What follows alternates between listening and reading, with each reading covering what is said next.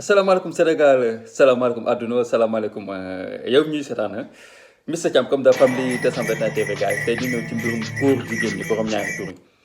gis ngeen manifestation bi Sénégal def mu nekk manifestation boo xamante ni réussite totale 100% 200% de réussite la ci am lu tax parce que jamono ju toll nii presse internationale bi ñëpp ñu ngi waxtaane Sénégal ci position bi nga xamante ni am nañ ko ci mbirum góor jigéen ñi maanaam du ñu nangu mukk mbirum góor jigéen di am Sénégal ay waay ngir yàlla war a suli bàyyi lee ñoo nag suñu Sénégal du ñu nangu mu góor jigéen di am Sénégal mais au delà de ça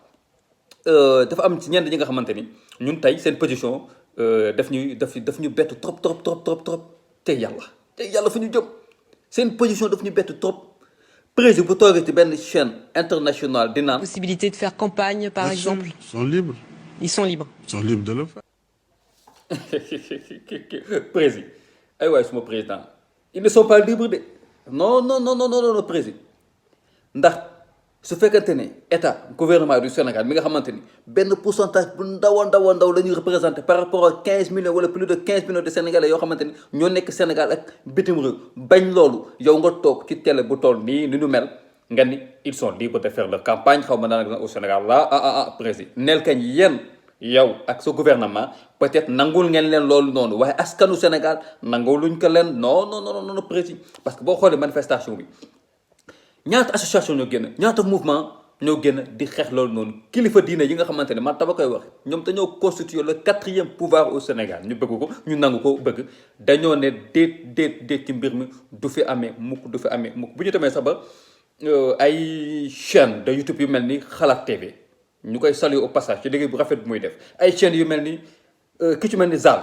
ñu koy menacer parce que maa ngi koy gis ci réseaux sociaux yi tey ci suba si nii ni ko Zal sax moom sax ci menaces yi la bokk campé leen ci seen position campé leen fi ngeen nekk gis nga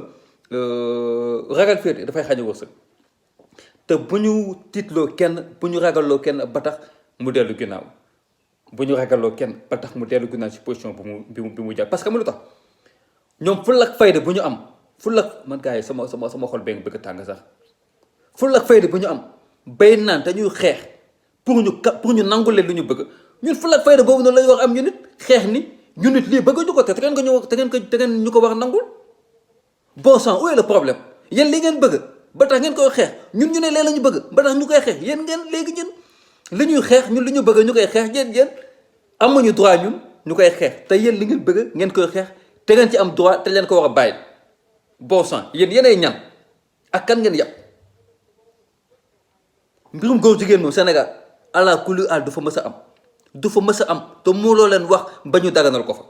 mbirum góor jigéen hors du Sénégal ku doon sa góor jigéenu bopp wala nga doon sa li nga doonu bopp wala sa lesbienne bopp wala sa leneen ak leneen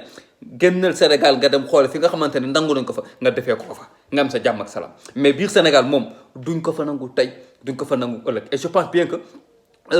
message bi nga xamante ni manifestation bu keroog bi wane na ko joxe na ko je pense bien que message bi jàll na te nag président am na lu am solo loo wax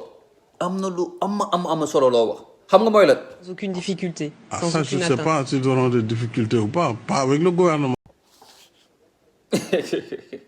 Je ne sais pas s'ils auront des problèmes ou pas.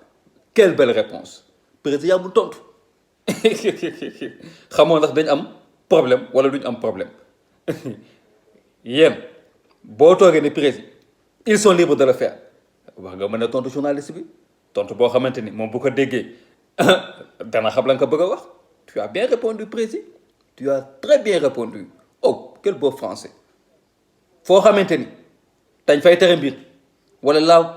quasi majorité de la population nanguwuñu mbir moomu noonu yow nga bëgg a ñëw ne donc fay def te ay président mën tontu wallaahi ay boo ko fa defee fi ñu koy tere boo ko fa defee loola dal rek yaa ko teg sa bopp gars yi man sax sama xol bee nga bëgg a jóg xam nga nu may def xam nga déglu yi sundur bu ndaw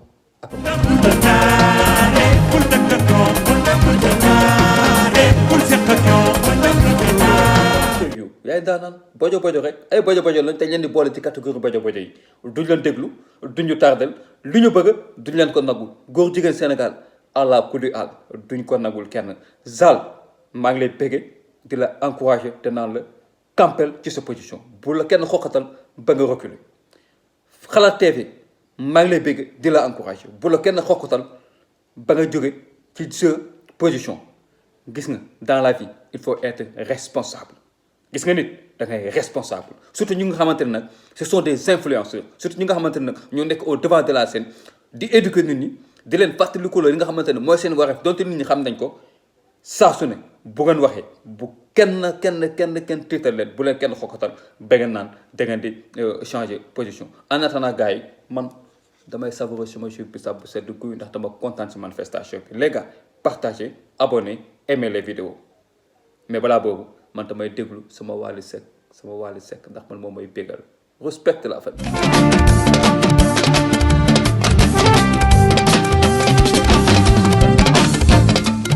Masanti